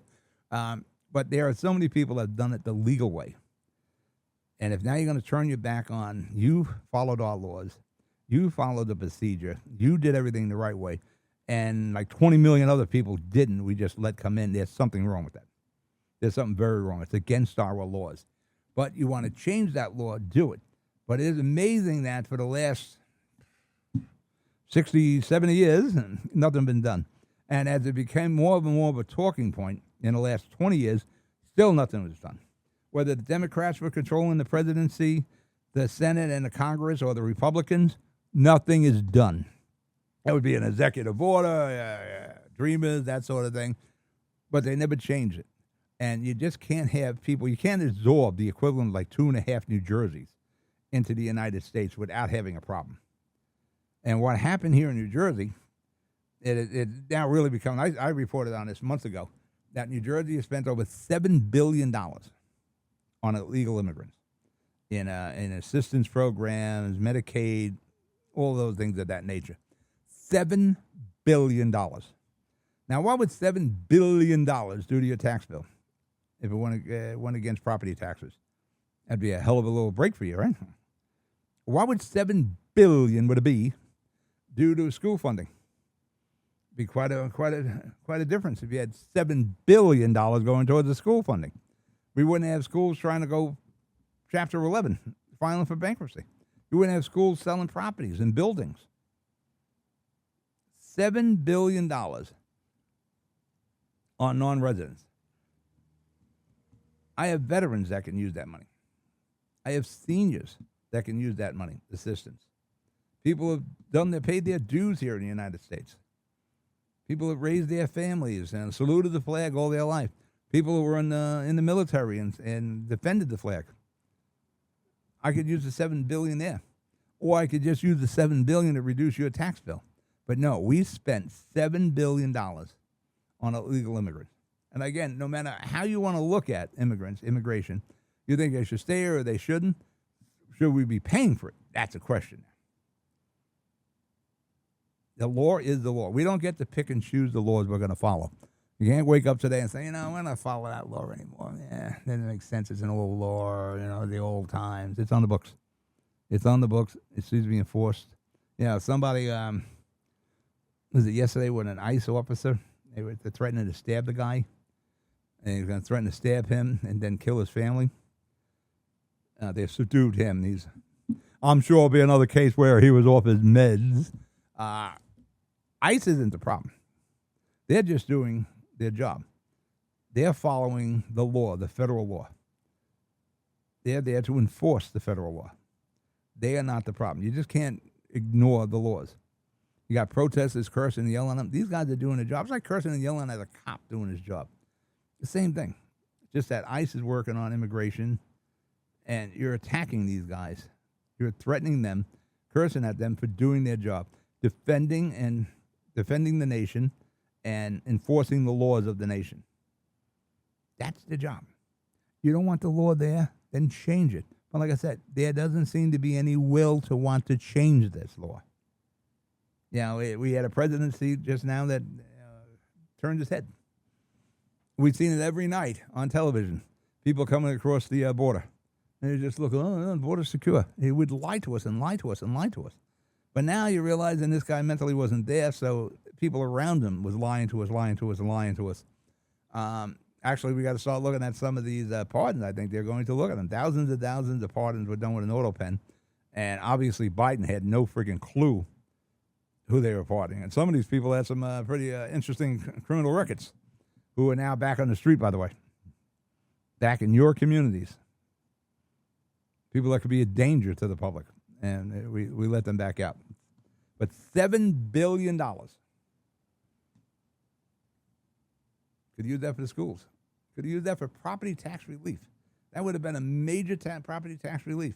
That would have handled the school funding problem. But no, we didn't do that. We're a sanctuary state. For that matter, we just had a situation. Truck driver from India. Illegally immigrated here in California. California, again, sanctuary state. You got another group of ideologists out there. He got a CDL license. He can't read English, but he got a CDL, commercial driver's license. And he's driving over the road. The guy can't read street signs, or road signs, highway signs. He missed a turn, whatever the case is. He's driving this refrigerated reefer trailer, 18-wheeler. He goes to make a left turn on an official use only U-turn on a highway. He's coming out of the far right lane, yanks it over to the left to make the U-turn, and a family of three in a minivan goes right under the belly of the tractor trailer, right under the trailer component, just past the fuel tank for the reefer unit. Two were dead immediately. The other one died later on. The guy got a CDL license. He can't read. Gavin Newsom's talking about he had a national CDL. There are no national CDLs. This guy shouldn't have had a license. Illegal immigrant, can't read highway signs. Can't read English.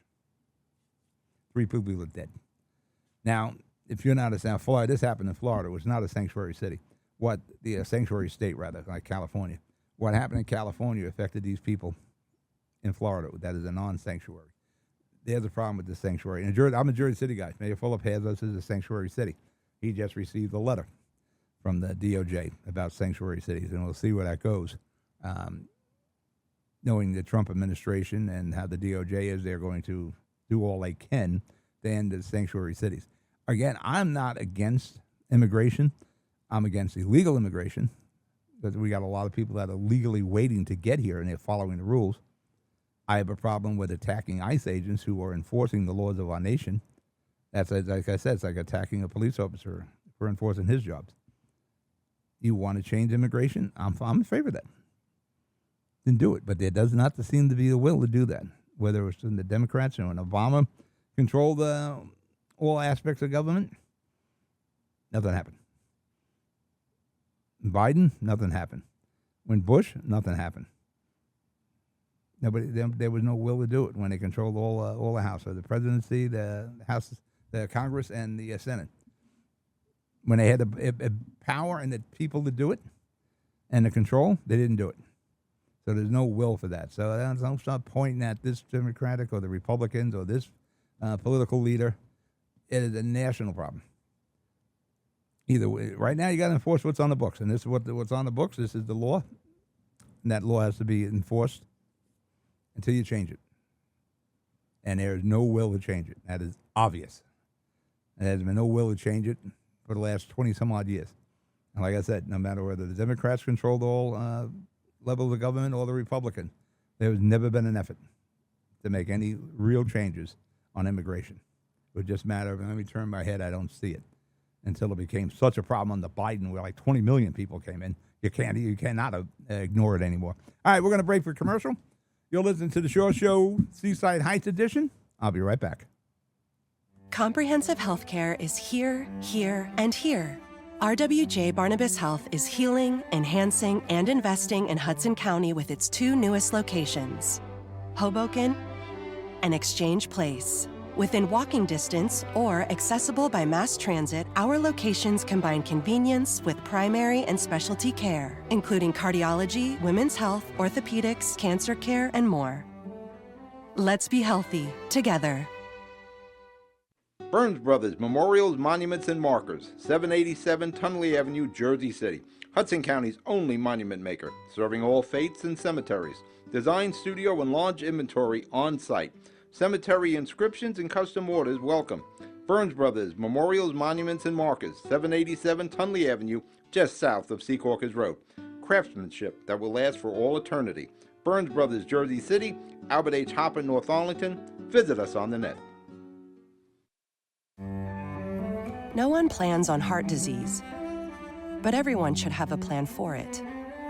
We help patients of all lifestyles and medical histories plan for healthy hearts.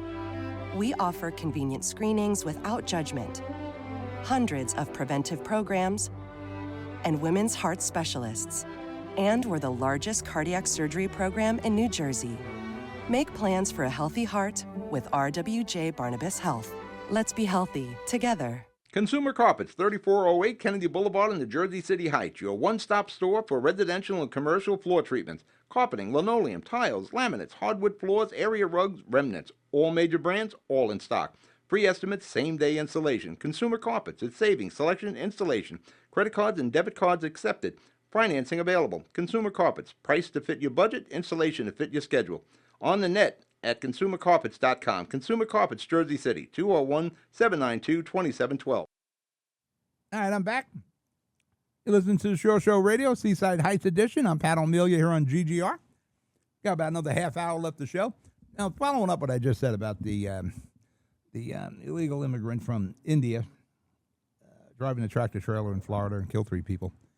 A guy couldn't read road signs. So how you driving cross country doing this? And for that matter, they got him locked up. He tried to get back to California, to Sanctuary State, hoping he'd be immune from prosecution. Dragged his ass back to Florida and then locked up his brother who was in the truck with him. As I mentioned earlier, when I first broke in the radio to pay, when I first went to governmental radio to pay for the show, I used to deliver tractor trailers into New York for Bed Bath & Beyond. I had a long history of tractor trailers. I used to buy, sell, and repair them for a long time. I was a mechanic. And one of the things we'd do, we'd have to back the trailers into the shop to get repaired. And I did that for years and years and years, whether I was a mechanic or a foreman or a manager or an owner. I was still the guy backing the trailers into the shop. Some shops were easier than others. The Piscataway shop I had with Transamerica was pretty easy. The North Bergen shop was pretty easy. The Newark shop was a little difficult with just one door, and you had to move the trailers on an angle to get them in there. Then we take a forklift and straighten them up. I'm very good at backing up a tractor trailer. Most drivers, 90% of tractor trailer drivers, can't drive backwards. I have millions of miles going backwards. I have more miles going backwards than I do forward.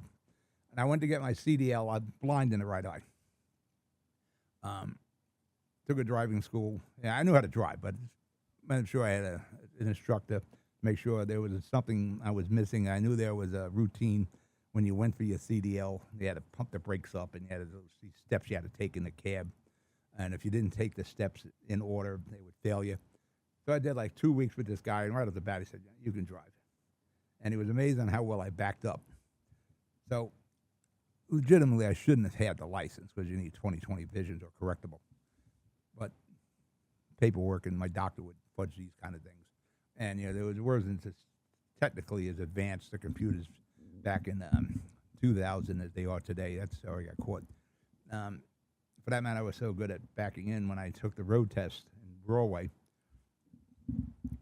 get in the truck, and I'm doing all these steps that you got these procedures in order. And the guy says, "Listen, just go up here and make a left." And I said, "Oh, I got to do this and that." And he goes, "No, I'm telling you, go make a left." I said, "This is a test. You're trying to catch me." He goes, "Just freaking go up and make a turn." So off I go, make the left. He goes, gets out of the truck. "I want you to back it in there." So I back it in between his cones. No problem. That was it. That was my whole drive test. I never went out of the road. Yeah, you could drive. I'm sure the instructor said, "Just watch the guy back in. You'll know he could drive."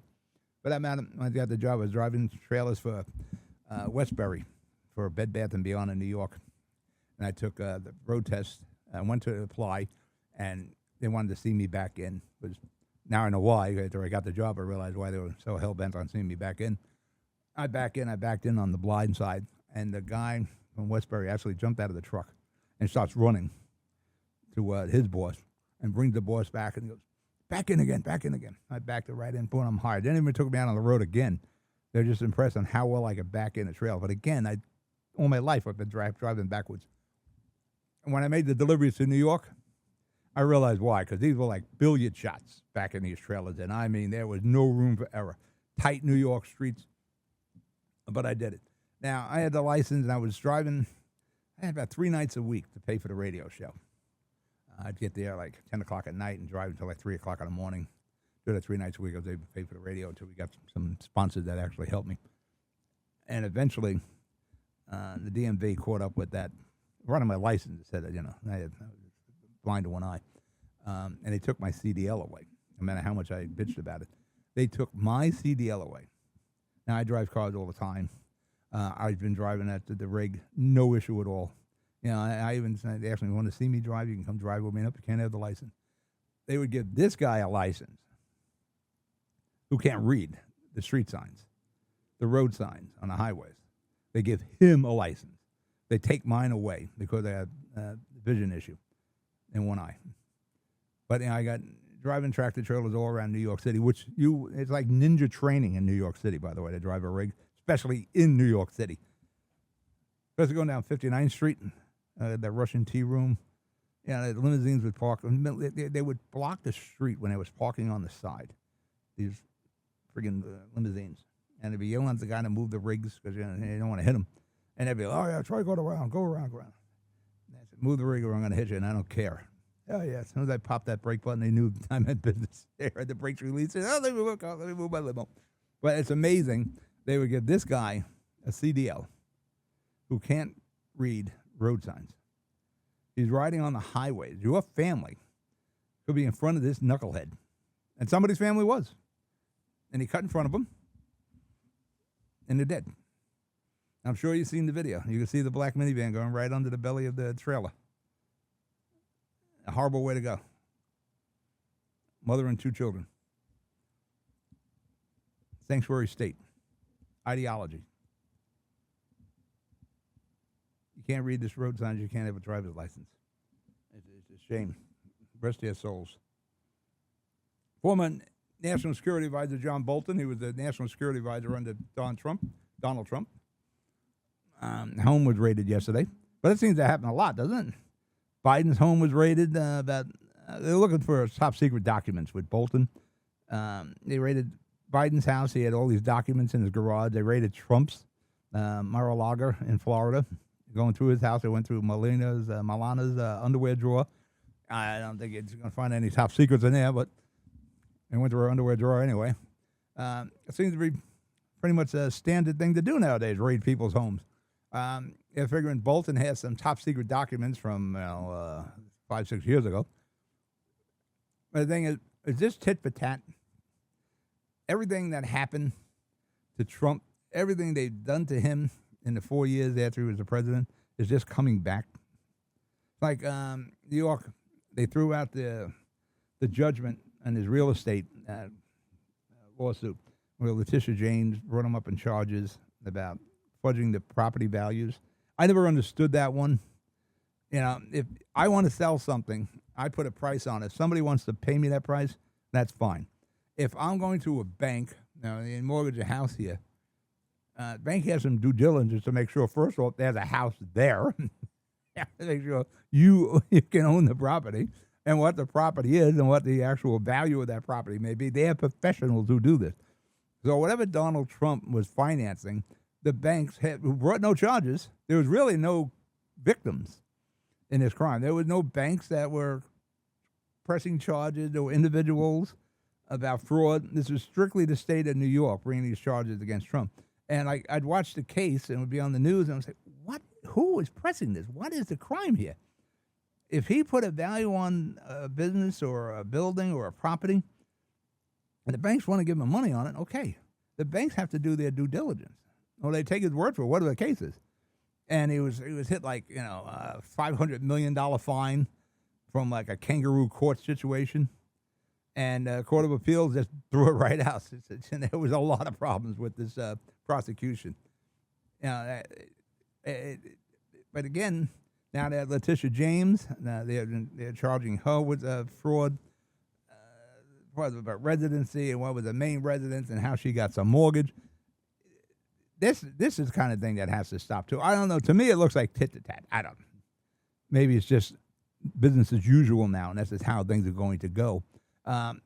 Before Trump gets out of there, we should have some kind of law passed, ordinance, or resolution, whatever, that once you're the ex-president, you're immunity. You just go about your way. You can't go back to anything you did while you was president. To stop these ridiculous cases, the Dems against the Republicans, because that really is the crux of what it is. The campaigns never stop. Used to be, Nixon was the president or Reagan was the president, and everybody tried to do the business of the people at that point. The Democrats, Tip O'Neill, it would work both sides of the aisle. You try to get along with the Democrats. They weren't throwing rocks constantly at each other. They weren't trying to sabotage them. You don't have people like Mikey Sherrill saying, if I'm the governor, I'll fight Donald Trump every day, or Mondani, the socialist. I can't believe somebody might vote for a socialist in a capitalist society. We'll see what happens in New York City. That I'm going to fight Donald Trump every day. You don't want to fight the freaking guy every day. You need help from the federal government. You keep kicking him in the ass, and when you need something, say, can I have this? No, you're not getting it. It's the stupidity of some of this. But, that's how these campaigns work. They're hoping that there's enough people that hate Trump. If you hate Trump, fine, but you need him to be successful because it affects your life. It's going to affect you for the next 3 years. It's going to affect your family. It's going to affect your children. And it will affect things going forward. You need this guy to be successful. You don't like him? That's fine. After a couple of years of Biden, I couldn't take Biden anymore. If I didn't go out there beating him up and saying, I hate the guy and this, and he's not my president. Listen, I respect the office of the presidency. I got to hope this guy doesn't burn down the country until we can get to another president. Here we are. I needed that guy to be successful. Unfortunately, he wasn't. And we all paid the price for that one. Hey, you want to feel old? Madonna. She has Social Security age now. She's 67 years old. You feel old? Oh, man. 67. That's pretty good yet. Still performs well. She can still sing, do the dancing at 67 years old. I'm waiting to get 2 knees replaced here. I'm the same age. Actually, I'm 1 year old. I'm 68 now. And she's moving on. She didn't jump out of tractor trailers for 25 years. I jumped out of the back of a trailer 50 to 100 times a day, 4 or 5 feet off the ground every day. And I wonder why my knees are bad. For that matter, Lee Brenner, my old boss at Fruhoff, he'd see me jump out of the back of the trailer. He'd say, Amelia, get all out of bed. You're gonna ruin your knees someday. I'm like, go away, you crazy old man. Oh, crazy old man, were you so right? Hopefully he's doing well today. But he was 100% right. I was blowing out my knees and not realizing it. And like all the guys in my neighborhood, we wanted to work. Yeah, you wanted a car, you wanted an apartment, you wanted a girl. So we had to get gainful employment. Gas station, pumping gas wasn't doing it. It was a guy, Fred Rich Truck and Trailer Repair, right by the neighborhood. And one by one, we all started working there. We were all trailer mechanic. And learned a lot of things, going sheet metal, welding, torch. We learned a lot working for Fred Rich Truck and Trailer. And for another lifetime of mine, that's what I did for a very long time. And all of us have knee problems today. Mike Evans, he's in Ohio now. Both his knees are replaced. Buddy Alfie, I understand his knees are replaced. Either we can't walk or wait to get our knees done. We all did the same stupid thing, jumping out of the back of the trailers. And I said, 4 foot at least. Jump out, land on your feet. Let's go. Young and dumb. And now we're all in our 60s now, and we need knee replacements. And every time I want to get it done, hopefully in September, October the latest. I'll probably use the Airbnb here. Jersey City house. I got a big front porch. And then I got a really long staircase to my apartment. Seaside Heights, the bottom unit, it's only one step. So if I can recover down here for a couple of weeks until I can move around well enough, I think that's the game plan. But every time I've gone to do something with my knees, something would happen. The pandemic would heat up. The pandemic came. Then the slowed down. Then I'm going again. Then the pandemic heated up again, so you couldn't get elective surgery. Then there was a problem with the surgeon. Then, always some issue. And recently, I had the flu back in last December, and Dr. Mayella, who is now retired, let's get a chest X-ray, get these things done. I do the chest X-ray. It turns out I got the flu. And then, you're getting this operation done. Let's get a CAT scan on you. Get a CAT scan. Turned out I got a blockage in one of my arteries. So now we got to get a stent in there. We get the stent in there. Get the stent, and I lost a lot of blood because of the blood thinners. I was in a hospital for like 8 days. I went from blood count of 16.5 to 4.2, like a gunshot victim. I was almost dying. Your blood transports all the oxygen through your body. I was out of blood. So now I'm back on my feet. I want to get my knees done. They go, no, you can't get your knees done. You got at least 6-7 months with the stent and the blood thinners before they'll take you off blood thinners for a week or so before you get the surgery. So, I can't now. So I'm going to start working on that. Hopefully, I can get the knees done. Yeah, I'd like to really get off the blood thinners because I'm like a banana. All I got to do is bump my arms into something. I got a bruise. My hands are all bruised up. So I'm hoping I can get off the blood thinners altogether. But I'm looking forward, and nobody looks forward to a surgery. My knees are in such pain that I can't wait to get these things done. So we got what? We got 10 minutes left to show here. Again, Seaside Heights, we're at 74 degrees. Oh, it's really nice out here today. I might even take a venture up to the boardwalk. Maybe I'll go to the beach club and get some pizza today. 74 degrees. You got good air quality.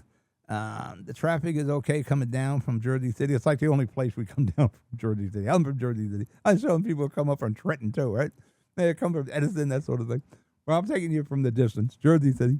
You get down here, you'll be down here like hour 15, hour and a half. You're on the boardwalk, you're on the beach, you're having a good time. Go get some pizza, get a cheesesteak. Maybe you're staying over for the weekend. Now, you're coming down tomorrow. If you're coming down on Sunday for a day trip or you're coming to start your week of vacation down here, remember the strategy. You want to make it a very good week. You got some rain coming, I think, Wednesday. Maybe Wednesday and Thursday, but it's going to be pretty cool all week. Remember, you want to stop. You want to get a food order if you're staying down all week. Lay in the supplies. What I would do, if you're staying all week, you're probably staying at the hotel. You got an efficiency or you got an Airbnb rental. Get to the house, unload everything, check everything out, make sure the refrigerator's working, get the lay of the land. A lot of these units don't look like they do in the picture. My kid's one does. It's an honest apartment. Then go back out on the Route 37. I would go to ShopRite. Got probably the best prices. Lay in your food order. Get everything you need for the week. And, cold cuts, what are you going to have? Ham and eggs, that sort of thing for breakfast. You're going to have some, you're going to make dinner. Make sure, of course, when you're in an apartment, you want to make sure you got all the cooking utensils, pots and all. Again, we have that here. It's a fully functional, honest apartment. So if you want to make macaroni or whatever you want to cook, you want to make sure you got the utensils. You want to make sure your microwave oven, toaster ovens, all that. Lay in your food supplies. You get your sodas, your drinks, your Gatorade. Big Gatorade guy here. The lemon line is the best. They should stock more lemon line. Gatorade Zero. It's always hard to get that. Get all that in. Get your bread, whatever. And make sure when you check out, because they do that here in the Airbnb, they leave things. You know, you got stuff you can take home with you. There's a bunch of tuna fish here. The wife's checking the apartment now.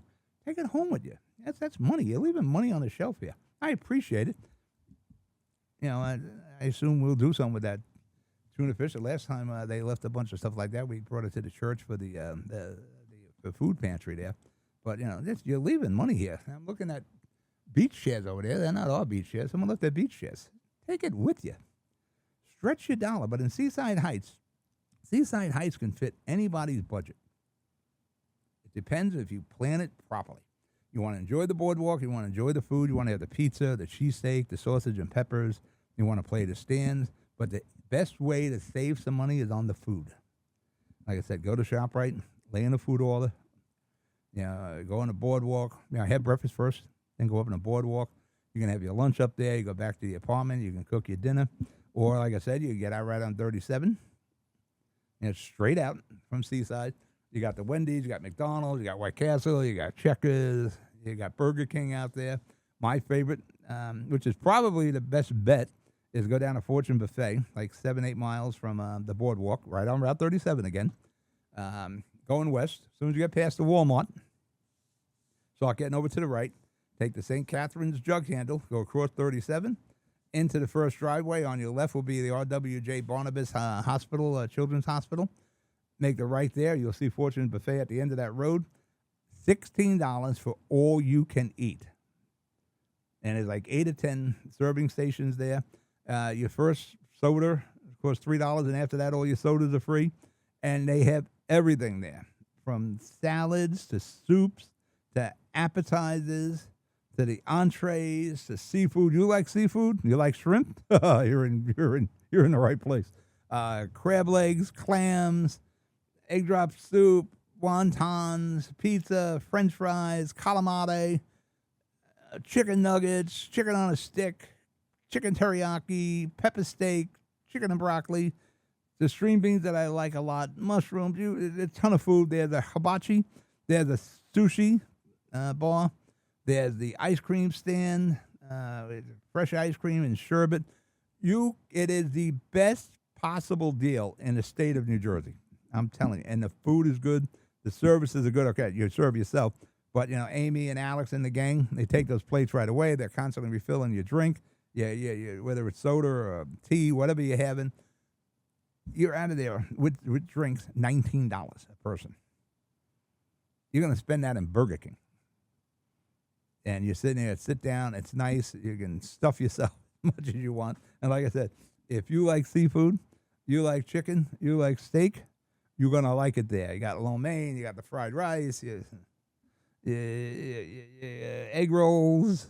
I'm just looking at things. Cheesecake, soups, miso soup, egg drop soup, wonton soup, New England clam chowder. Yeah, you can't beat it. And again, that's right off Route 37, St. Catherine's Boulevard. Go into the mall there, the strip mall. You got the big movie theater, the cinema. You got Fortune Buffet. You got the frozen yogurt place. You got Jersey Mike's.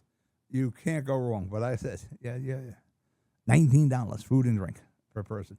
I'm surprised people don't have birthday parties in there all the time. You think of anything. You go to Chuck E. Cheese, you're going to spend more than $19 a person. And if you have children, it's 80 cents a year. So if your child's 10 years old, you're paying $8. The child can eat all they want. They got stuff for the kids. They got the French fries. They got the pizza there. You know, the kids aren't going to be eating clams, so they make sure they got the chicken nuggets for the kids, breaded shrimp. Yeah, you just you can't go wrong. It's an amazing operation, all well prepared. And one of these days, I got to sit down with them and find out how they manage to manage the food. How do they keep the trays always full? And I mean, this place gets packed, but there's a lot of tables there. I'm going to guess and say 60 tables. And you get there, you might have to wait 10 minutes or so, but you'll get a table and you're off to the races. And you will enjoy your time there. You will enjoy the food. You will definitely go back. But these are the kind of things you got to stretch your dollar, and this is how you stretch your dollar. Fortune buffet, putting in your own food order.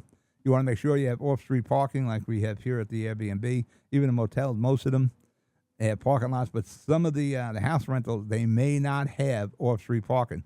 So you're stuck parking on the street, and that gets pretty tough in Seaside. When the tourism season starts, you may have to pay to park on the street. If you're parking west of Central Avenue, that's free, but you're getting further away from the boardwalk. Now, like the kids' house here, it's 2 blocks away from the boardwalk. It is close enough to enjoy the boardwalk and far enough away not to live the boardwalk. All right, let's take for one more commercial break. You listen to the Shore Show, Seaside Heights edition. I'll be right back. Newport, the luxury waterfront community on the Hudson River, offers a quality of life you deserve in one of our many high-rise towers. With amenities such as the on-site Newport Path, light rail, Newport Town Square, 3 playgrounds, dog run, upscale restaurants, retail giants like Kohl's, JCPenney, Macy's, and Target. Morton Williams and Acme Supermarket are just outside your front door. A health and fitness center, skating rink, and medical facilities are also on site. Enjoy the New York skyline from our waterfront and various parks. Manhattan is just 1 pass stop away, or a quick ride through the Holland Tunnel. Nursery and private elementary schools all on site. 12-screen movie theater at the Newport Center Mall. Looking to visit? Stay at the Westin or Marriott Hotel. For more information, visit us at newportnj.com. Make lasting memories to cherish forever. It's incredible. It's you, Newport. Live like you want. Panapinto Properties, Jersey City, shaping the workplace with state-of-the-art office spaces and addresses your company desires. Building residences that define your home environment, adjacent to all modes of transportation with on-site parking available. The right address, the right lease. Call 201-521-9000 or visit online at panapintodevelopment.com. Panapinto Properties, building Jersey City for everyone.